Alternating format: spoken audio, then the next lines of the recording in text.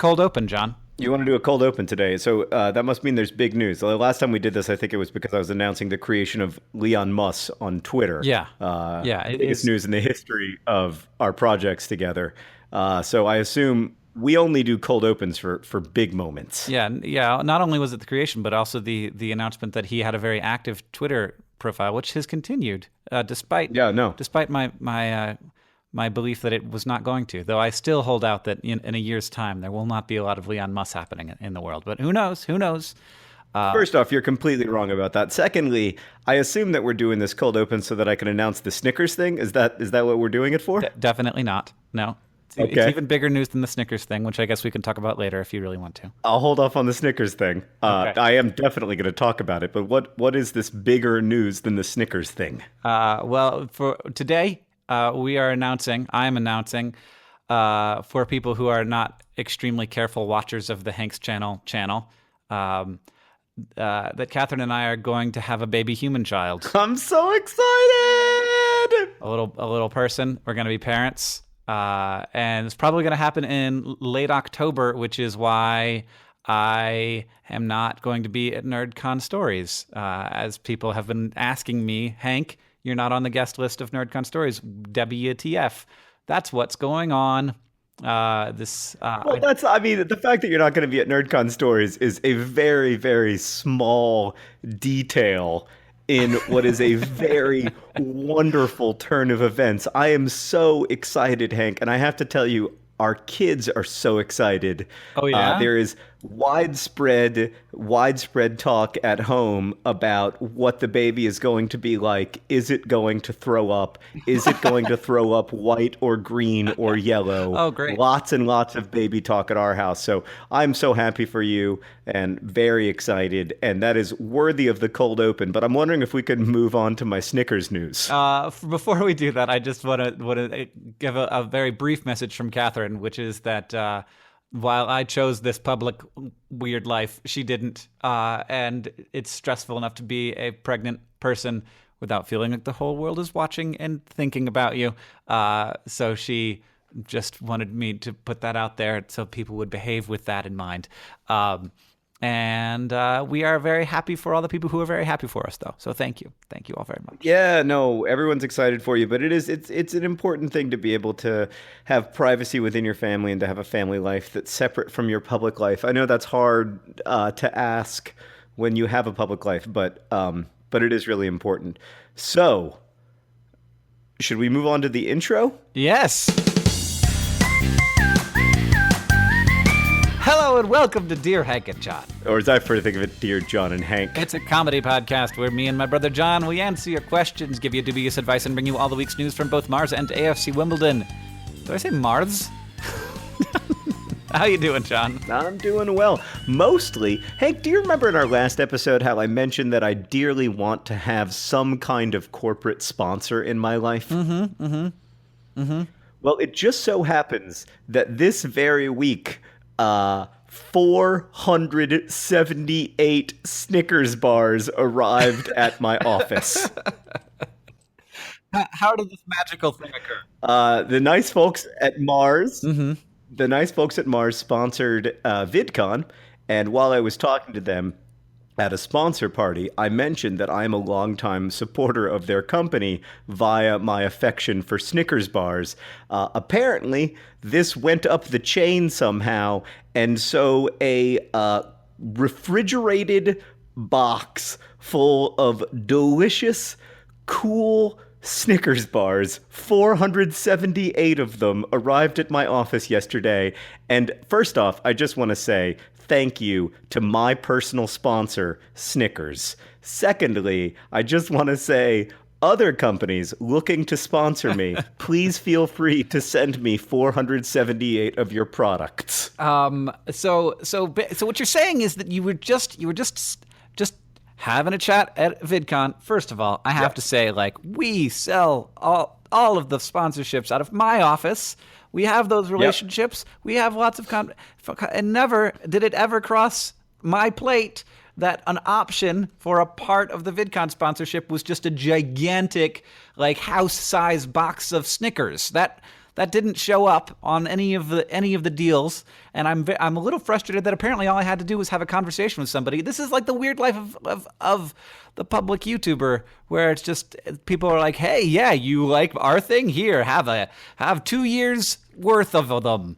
If you I wouldn't say that 478 Snickers bars is 2 years worth of Snickers bars. I'd say it's closer to, it's a solid month though. I mean, I'm going to have a great month of August. Let's put it that way. I like Snickers very much, but 478 Snickers bars is like 10 years worth of Snickers.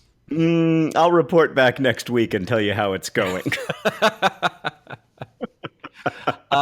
I'm trying to think of what else. To the people at So, Mars. Hank- No, to the people at the Mars company, not the people of the planet Mars, I must say, I really, really like peanut M&Ms. A lot. By the way, I also love peanut M&Ms. For the record, if the people at Mars are looking to have this be an ongoing relationship, stop stepping on my communications with the Mars people. Hank, I'm wondering if there are other products out there that you would like to receive 478 of. Yeah, if I could receive 478 Hartford Whalers hats. Are you a fan of the Hartford Whalers? I like them because they have a really nice logo, and also they don't exist anymore as a team. Right. So that does somewhat that makes it a slightly less good investment from the company's perspective, just because they no longer have a brand to promote. I completely disagree. They have a tremendous brand to promote. It's Hartford Whalers merch. Merch for a sports team that doesn't exist anymore is exactly what people like me who like logos but not sports are looking for.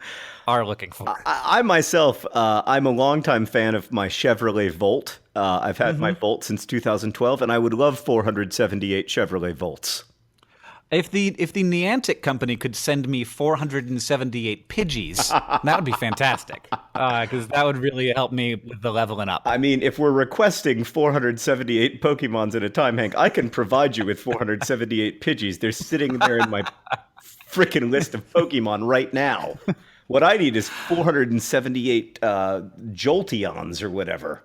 Vaporeons. Where are my 478 Vaporeons, Niantic? I feel like I'm the greatest ambassador for your product ever. In fact, Hank, while we've been recording this podcast, I've been studiously catching Rattatas, which grow in Indianapolis like an actual weed. Nah.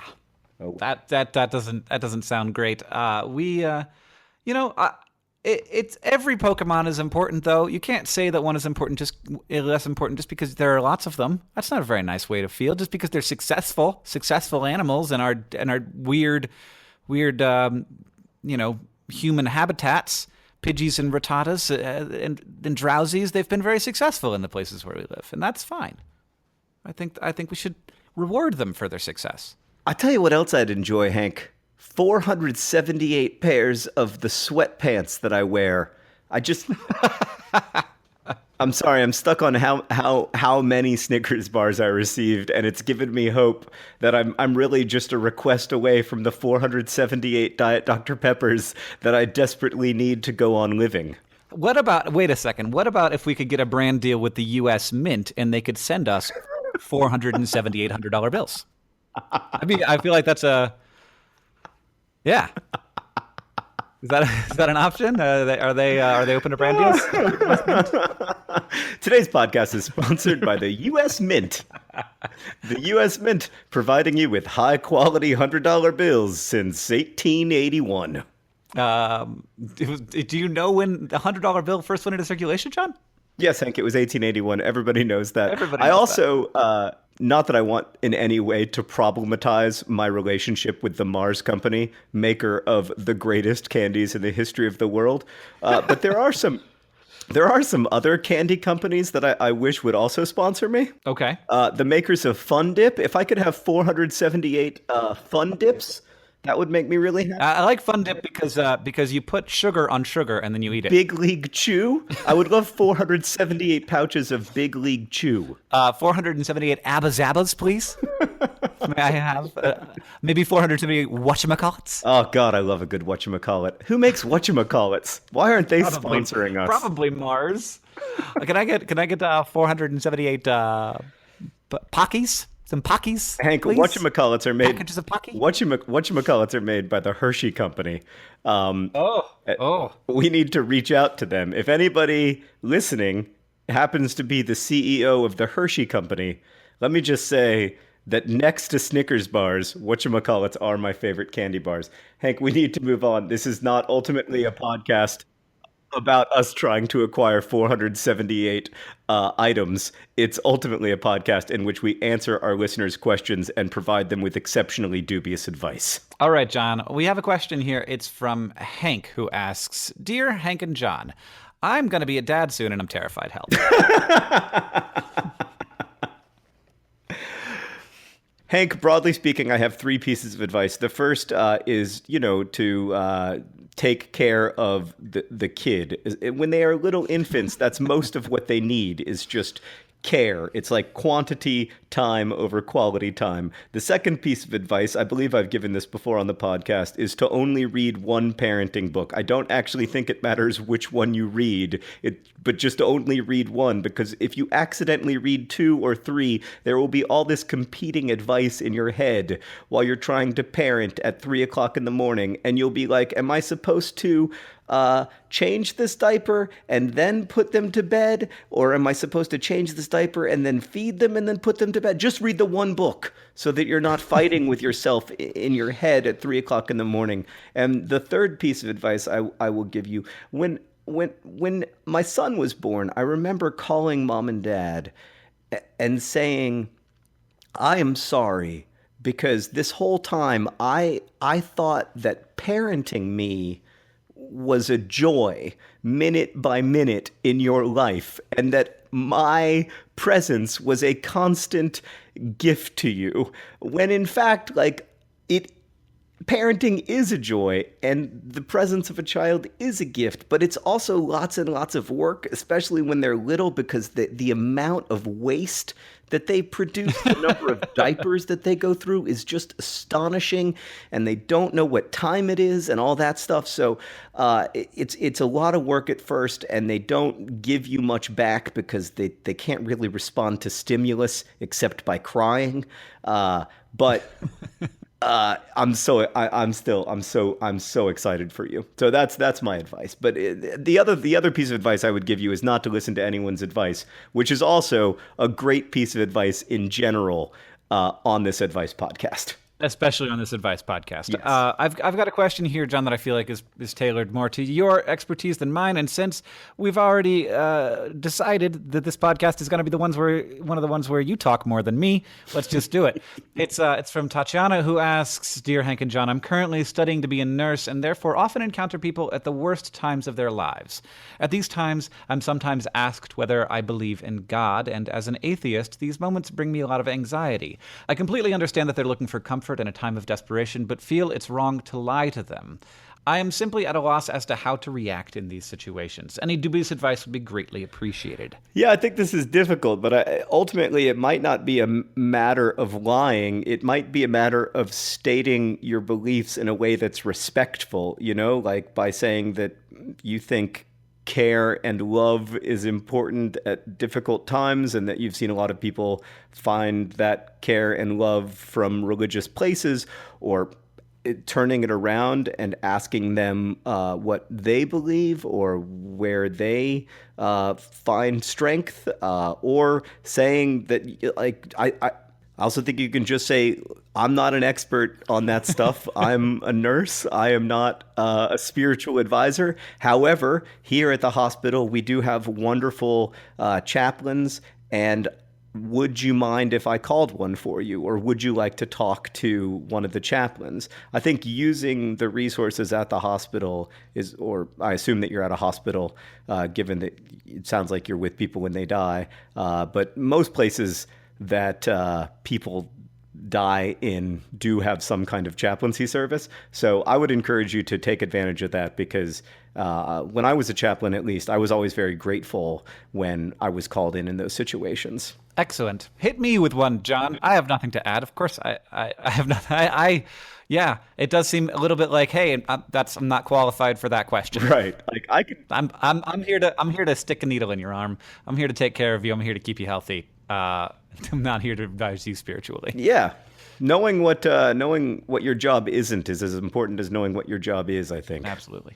All right, Hank, we've got another question. This one comes from Raoun, who asks, Dear Hank and John, I don't know what to do when my friends keep forcing me to get Snapchat. I don't really want to get it, mainly because I don't know how to use it, nor will I use the app a lot. Any dubious advice?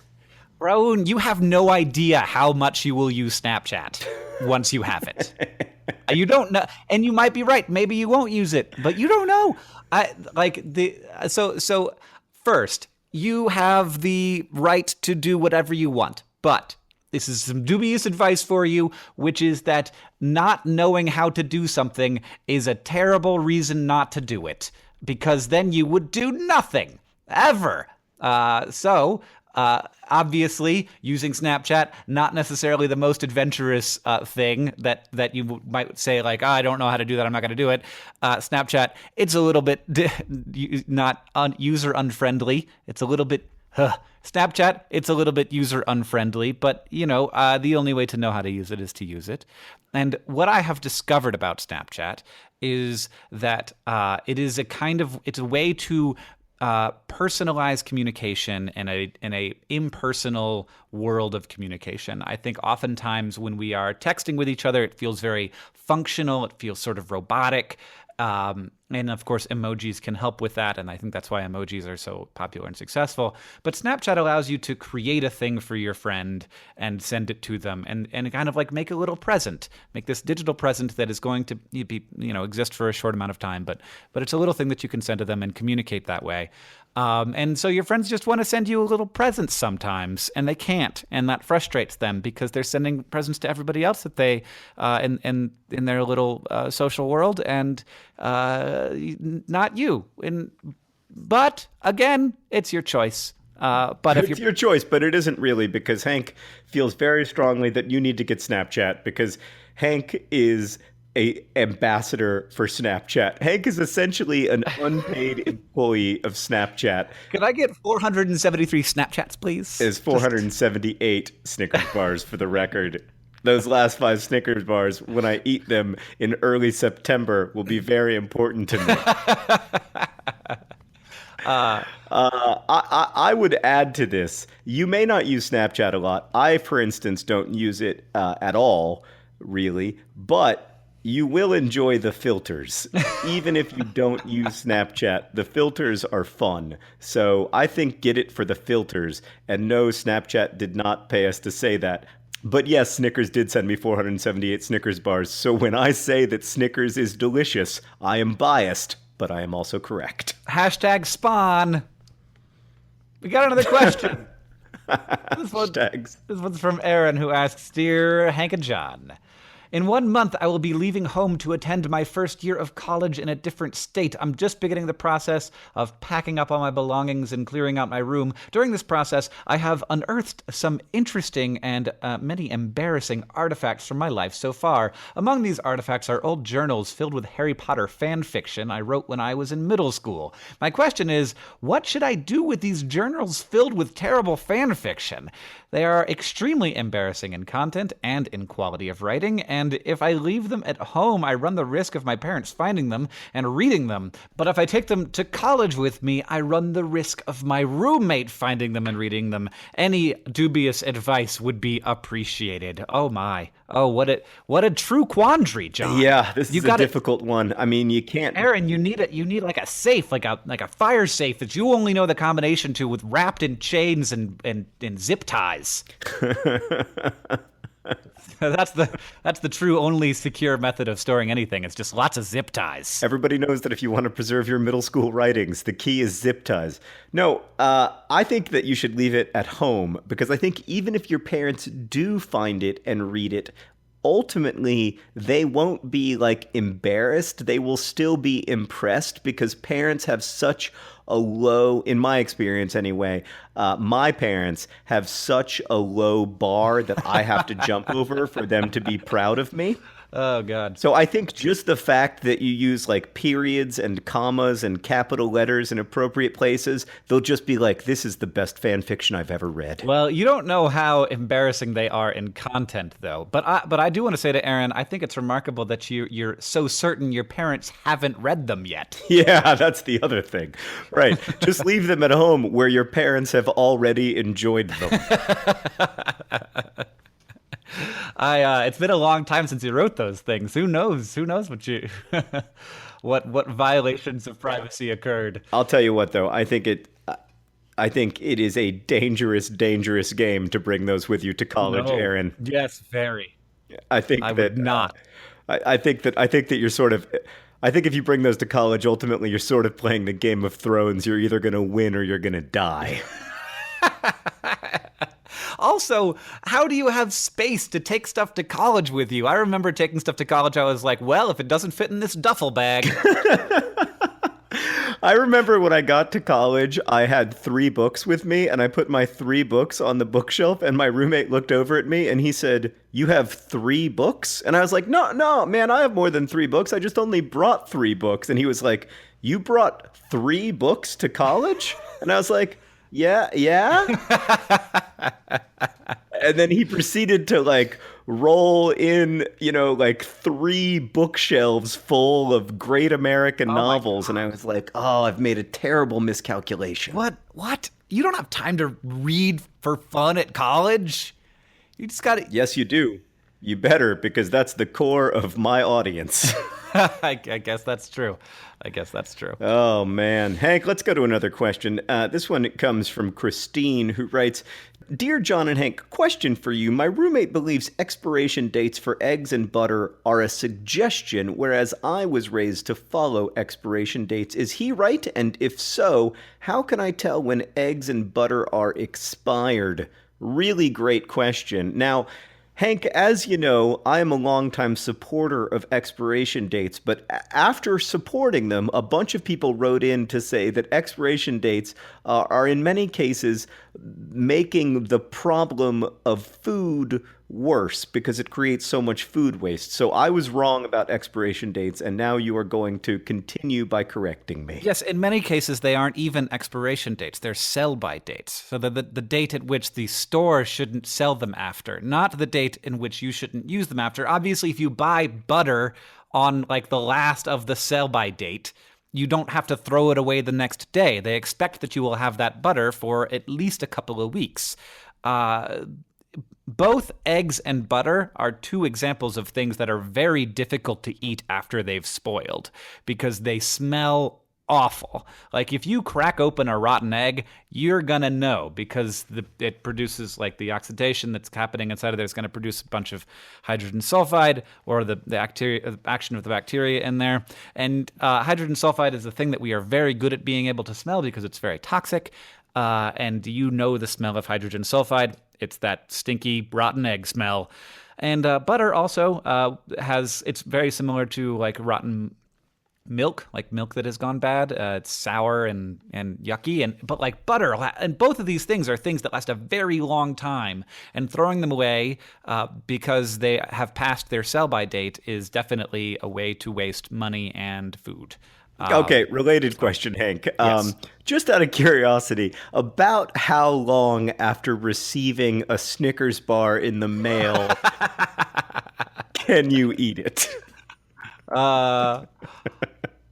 I'm very curious. I'm going to Google it. Even assuming that I enjoy 2 Snickers bars a day for the next, 240 or so days, I'm wondering, do I need to give some of these Snicker bars away or can I keep them all? I think that you could just keep them all. My guess is that they'll stop being as good. They just will be a little less fresh. I had a Snickers just the other day. It was I have no idea how old this was. I literally just found it sitting around the office. And it was one of the individually wrapped little ones for like Halloween times.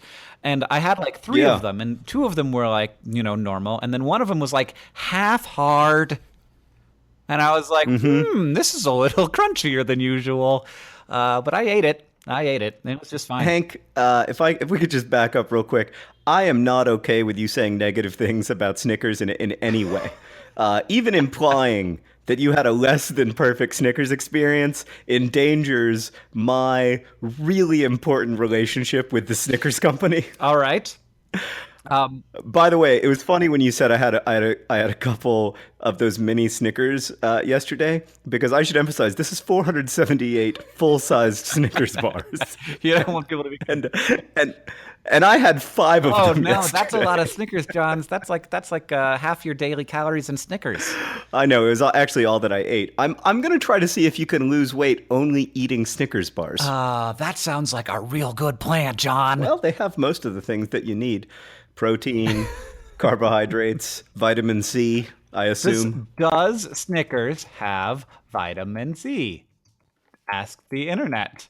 2 milligrams. Point 2 milligrams. That's all you need. You don't want to have more than zero point 0.2 milligrams a day. Well, I mean, first off, I'm getting way more than zero point 0.2 milligrams because I'm eating several of them a day. You also get 0.2 grams of trans fat. And my understanding is that the trans fat is the stuff that's really good for you. Oh yeah, that's the super good. You should rub it all over your skin and eyeballs. Okay, let's. We're veering dangerously close toward it seeming like I am not incredibly grateful for these 478 Snickers bars. So I want to emphasize that I am profoundly grateful, and that I think. I will say, and I'm not saying this because of influence from the Snickers company, that I think it's a little bit ludicrous when people eat these nutrition bars, these quote-unquote nutrition bars that have the exact same nutritional qualities as a Snickers bar, and then they're like, oh, but it was a Cliff Bar. And I'm like, right, but that's the exact same thing. It is just a can. It's like I often run across granola bars, and I'm like, that's actually a cookie. That's a cookie.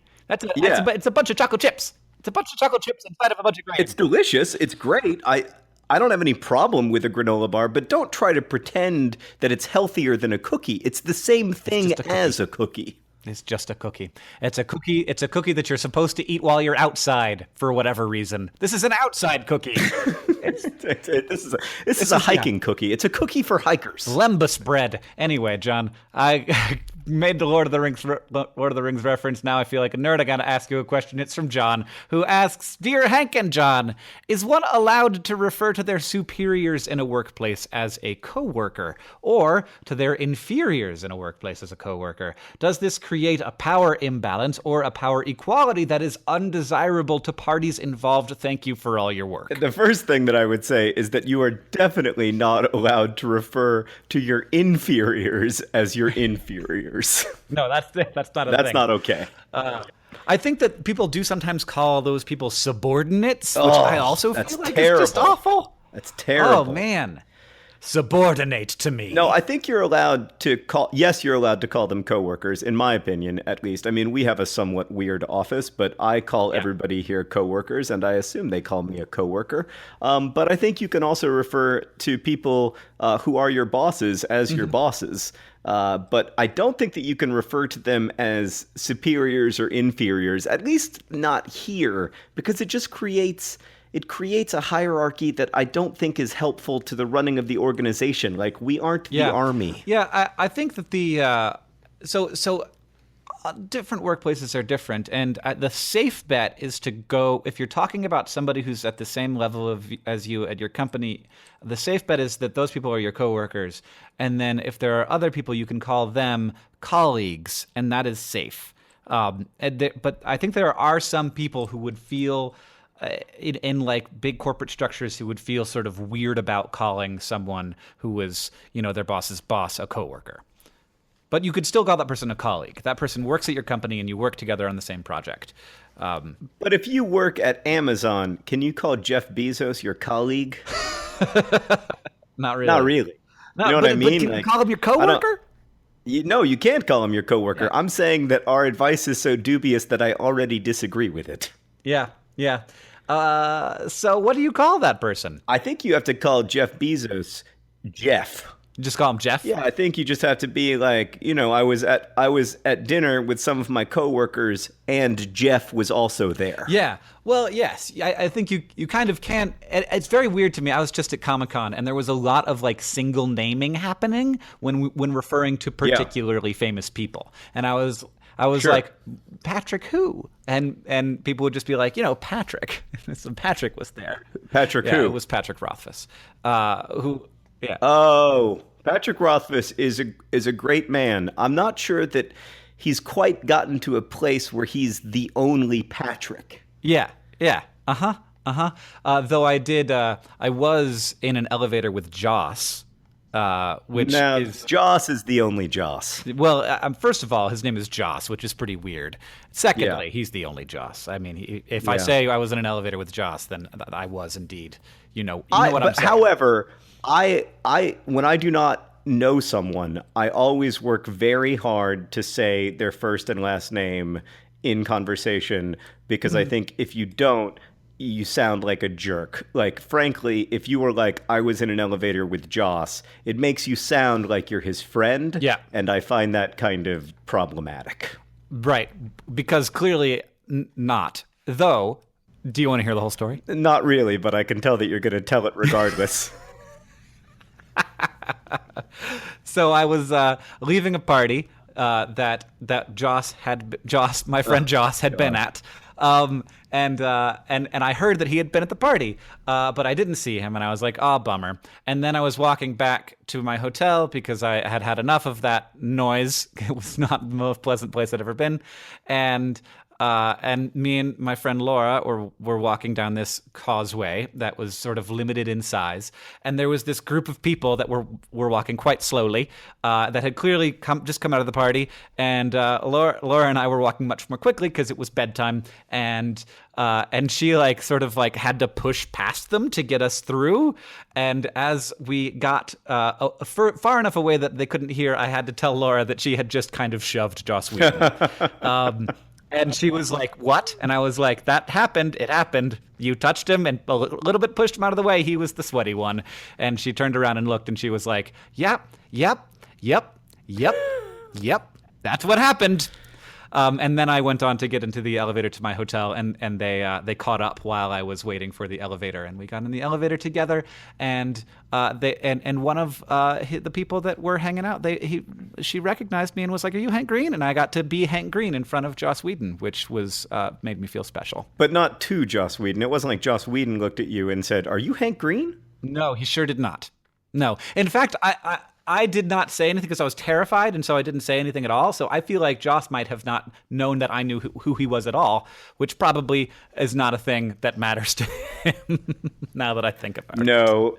No, it does not matter to him. And also, as is always the case with any kind of celebrity interaction, you have way overanalyzed Yes. the situation. Yes, definitely. Okay, let's move on to another question from one of our listeners, Hank. This one comes from... But I've got more to say about Joss. No, I don't. Oh, God. This one comes from Kathy, who asks, Dear John and Hank, my 21st birthday is coming up on August the 2nd, and everyone is telling me that it is incredibly important that I get drunk. They say everyone should be drunk at least once, and that you really should do it on your 21st birthday because it is a rite of passage, etc. But my question to you guys is, do you really think it's that important? I don't really want to get drunk. I hate the idea of being drunk and not being in control of myself or in a situation, and also alcohol tastes bad. First off, Kathy, alcohol does not taste bad. Maybe Well, I mean, maybe you don't like the taste of some... pure ethanol tastes. Maybe pure ethanol tastes bad. Maybe you don't like the taste of some alcoholic beverages, but don't throw the baby out with the bathwater, okay? There are some delicious alcoholic beverages out there. Have you ever had a really top quality margarita? I'm eventually going to get to the fact that you don't need to get drunk on your 21st birthday, but I just want to disagree with your premise a little bit first. Or a really, really good old-fashioned, a well-balanced old-fashioned with really top-quality bourbon. There is nothing wrong with the taste of alcohol. Yeah. That said, you don't have to get drunk on your 21st birthday. What a ridiculous idea. Yeah, I gotta say, an old fashioned is not for me. But have you tried a Zima? I was gonna get one of those Mike's Hard Lemonades, or like a strawberry wine cooler, like some Boone's Farm. Yeah. Oh yeah. These might be the three most embarrassing things that you've ever said in your entire life, Hank. The last 5 minutes of this podcast has been some of the lowest quality Hank I've ever received in my entire life. John, I just want 438 Zimas. First off, I'm trying to get us a corporate sponsor here. you need to memorize the number of Snickers bars that I got. How many is it? Wasn't 438? 458. Oh God, it's hard to remember all the numbers. Second off, if anybody sends Hank 458 Zimas, I will be so happy because Hank may say that he likes Zima. He might remember something from the 90s when he enjoyed Zima, but he does not want to drink 458 Zimas. No one on earth wants to drink 458 Zimas. By the way, I'm not even sure they still make Zima, Hank, so nobody probably even gets this joke. If I got 458 Zimas, it would definitely be because somebody went back in time, or somebody's just sitting on a stockpile from 2007, because I think that's the last year they made them.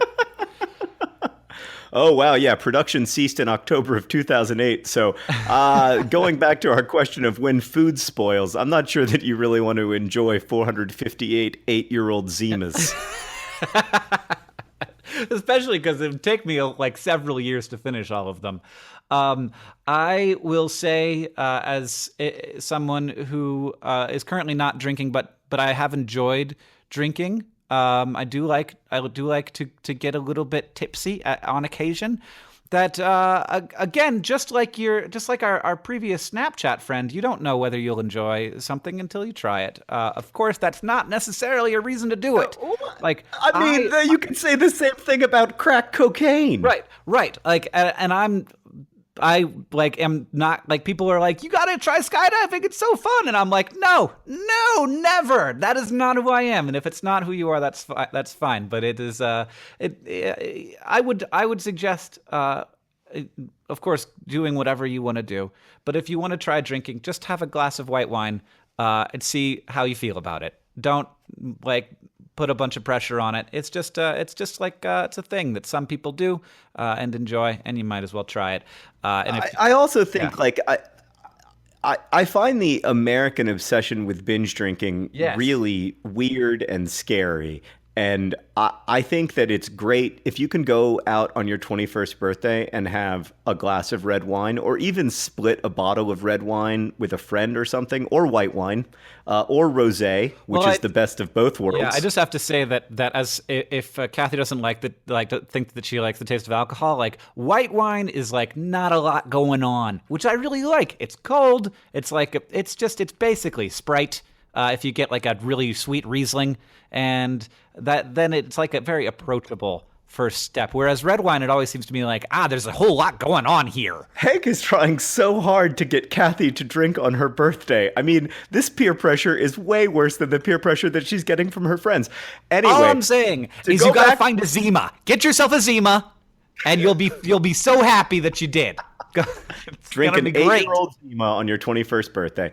I would say, like, I think it's fine to go out on your 21st birthday and celebrate the fact that you can drink legally, but being responsible about that is the reason, ostensibly, that you're allowed to drink legally, right? So I think, like, the coolest thing you can do is, in my opinion, is either not drink or go out and have a couple glasses of wine with your friends and enjoy it, and go home that night and not wake up the next morning vomiting or whatever. Like, it is a health problem to drink to the point of extreme intoxication. It is a risk to your health. It is a danger to your health, and I want to underscore that.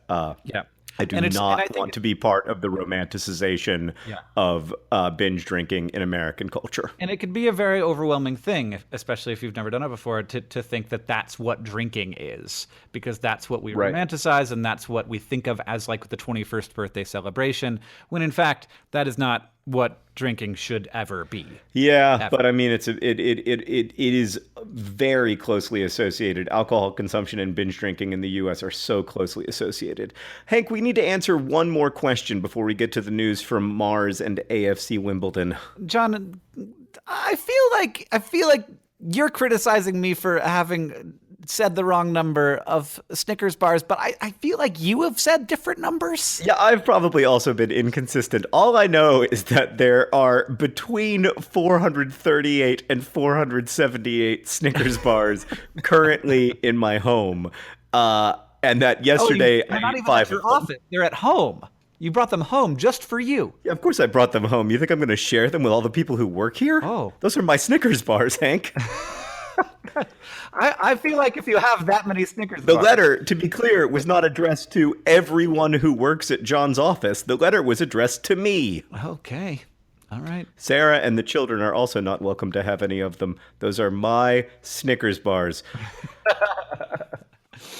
All right, John, maybe one more question. This one's from Eddie, who asks, Dear Hank and John, I recently went through some old Vlogbrothers videos. I stumbled across a video from January 2009 with the title, President Barack Obama inaugurated some historical background. In this video, John offers, quote, maybe someday I will tell you the story of how the Declaration of Independence almost didn't happen because a dude got drunk in a bar. I know this is maybe 7 years too late, but I really want to hear that story. Hey, me too, John. Yeah, so about that story, it turns out to be something of a historical legend that is not true. So the reason I never told the story is because in the comments of that video, a bunch of people were like, I can't believe John bought into that legend. It totally isn't true. Here are some reputable sources. So I'm backing away. I backed away 7 years ago, and I'm just going to keep backing away. Which reminds me, Hank, that today's podcast is brought to you by quietly backing away from your 7-year-old mistakes. Quietly backing away from your 7-year-old mistakes. The only real strategy. Today's podcast is also brought to you by the use of the word jokes as if it means cool, a thing that we thought that we were creating but in fact already existed. And so we also backed quietly away from that back in 2008. And furthermore, this podcast is brought to you by babies. Babies! Babies! Yes! Oh, God. Yes! Oh, God. Oh, God. Oh, God. And finally, this podcast, of course, is brought to you by Zima. Bottled, cold, fresh, malt liquor available in 2008.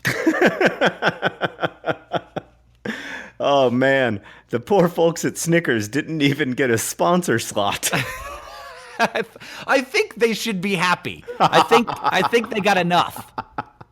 I feel like. Man. I hope we've done a good enough job talking about how much we enjoy receiving 400 odd copies of something for us to get 400 odd copies of something else in the mail sometime soon. In the meantime, Hank, it is time for us to discuss the week's news from Mars and AFC Wimbledon. Would you like to go first? Sure. By the way, no short poem today. That didn't happen. What can you do? Life moves on. We were too busy talking about the all-important Snickers news. Yeah, and all of our 400 whatevers. Well, if I could have 400 of anything, John, it would be Mars Curiosity rovers.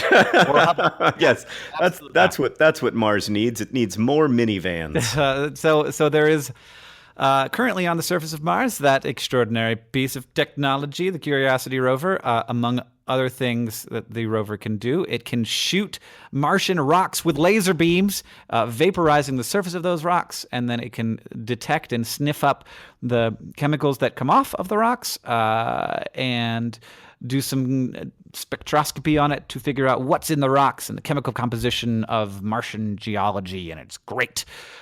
So every once in a while, we beam new software to the Curiosity rover. It's basically like you're updating your Xbox.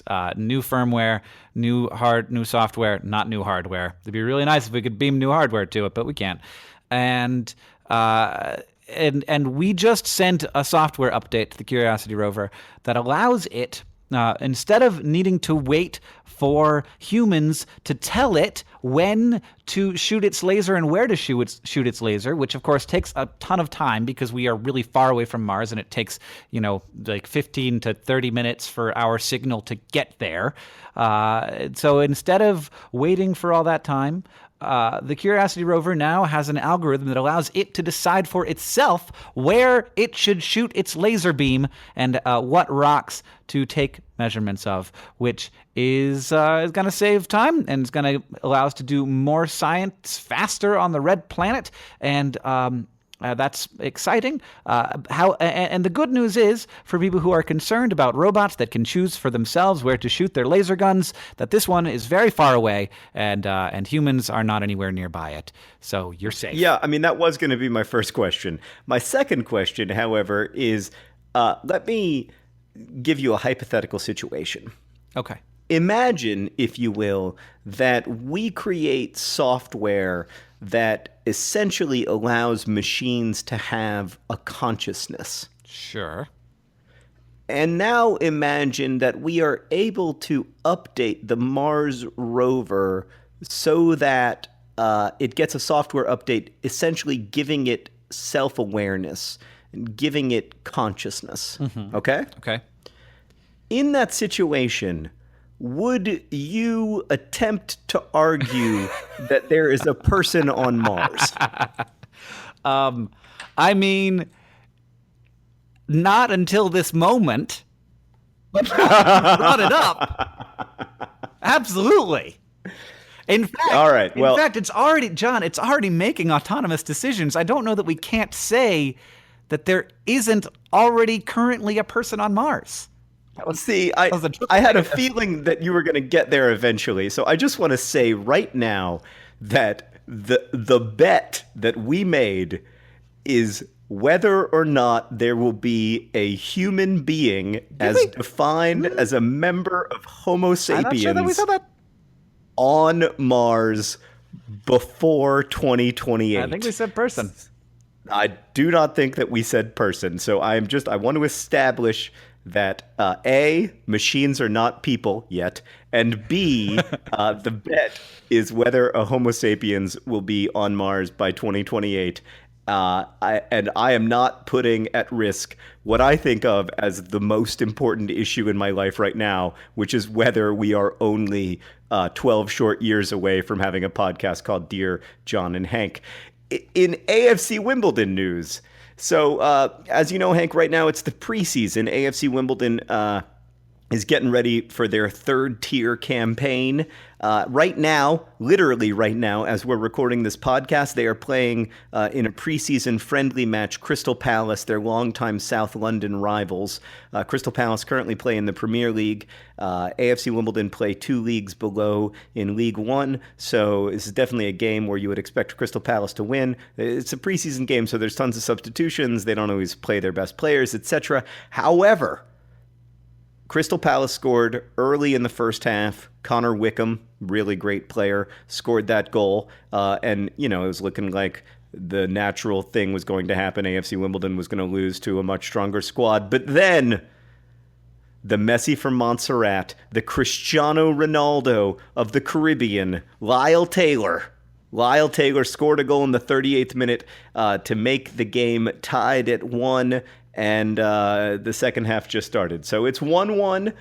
Very encouraging preseason news for AFC Wimbledon. And I'm going to keep my fingers crossed that we can go into the start of this season feeling good, feeling excited, and feeling like we can stay up in League One.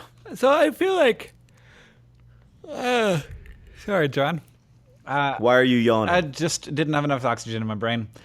Okay. I feel like I didn't get a lot of updates on AFC Wimbledon rebuilding its team in the time before the preseason. Yeah, I mean, I wouldn't say that AFC Wimbledon has signed a ton of new players yet. Next week, I will be giving you an update on the overall kind of lay of the land with the squad. But frankly, we should be fine. We have Lyle Taylor. He does nothing but score, and that should be enough. We'll see. I'm a little worried as well about the fact that we haven't signed a ton of new players at League One level, but maybe the core of the group is good enough for League One. We shall see. All right. I have no idea how soccer works. Frankly, neither do I. But I love it. I also have no idea how Mars works, but I like that as well. I will remind you, though, Hank, that this week, as is the case every week, Leon Muss over at Twitter, twitter.com/LeonMuss4Earth, is doing the hard work to make sure that humans do not go to Mars until at least 2028. Well, he now has 9,077 followers, John, including many people I know personally as friends. Well, you may not know this, Hank, but Leon Muss has actually become the world's leading anti-Mars exploration advocate. Well, there is no one on Twitter with more followers whose job is primarily centered around making sure that humans stay on Earth until at least 2028. I really feel like creating like a Swindon Town Twitter. Like Swindon must beat AFC Wimbledon. Like that's the only thing that this Twitter is about. You know, Leon Muss's newest tactic, Hank. I don't know if you're familiar with this, but Leon Muss has become strongly pro-moon exploration. Oh, great! Leon Muss is like, wait, what happened to the moon? Let's bring back some moon exploration. Yeah. Why all this emphasis on Mars, so far away, so cold, so distant? The moon, very habitable. It is close by. There's no doubt about that. What did we learn today, John? Well, Hank, the most important thing by far is that we learned you're going to be a father. Yes. Yeah, it does seem like all the other things that we learned might be a little bit less impactful by comparison. I'm not really sure how to follow that one up. Yeah, no, I mean, that's definitely the biggest news. Of course, the second biggest news is we learned that in the coming weeks or possibly months, but I suspect weeks, I'm going to be eating a lot of Snickers bars. Yeah, you may have a whole Snickers baby. And we learned that Jeff Bezos, if you work at Amazon, is not your colleague. He's just Jeff. Just Jeff. And lastly, we learned that Hank really, really, really wants you to get Snapchat. And have some Zima. I'm just a pusher. I feel Hank real has bad. Totally devoted his career now to advising you to drink Zima while using Snapchat filters. That's actually sound like a pretty good time. No, it doesn't. That sounds like a terrible time, not least because the Zima is going to make you sick on account of it being at least 8 years old, possibly more. Thank you for listening to our podcast. You can send us questions at hankandjohn@gmail.com. Also, you can now send us questions at dearhankandjohn@gmail.com. Thank you to Sammy, who with her friends from our forum, Your Pants, started the Dear Hank and John Tumblr, dearhankandjohn.tumblr.com. They have very generously given us access to dearhankandjohn@gmail.com, so we can now see your questions there as well. Because, but please, lots of people have been sending questions to dearhankandjohn@gmail.com, but the email address is hankandjohn@gmail.com. The email address, one more time, is hankandjohn@gmail.com. That is the place to email us. Yep, that's the place. Our podcast is edited by Nicholas Jenkins. Rosianna Hals-Rojas helps out with the questions. Our intern is Claudia Morales. The theme music that you're hearing right now is from Gunnarolla, and as they say in our hometown, don't forget to be awesome.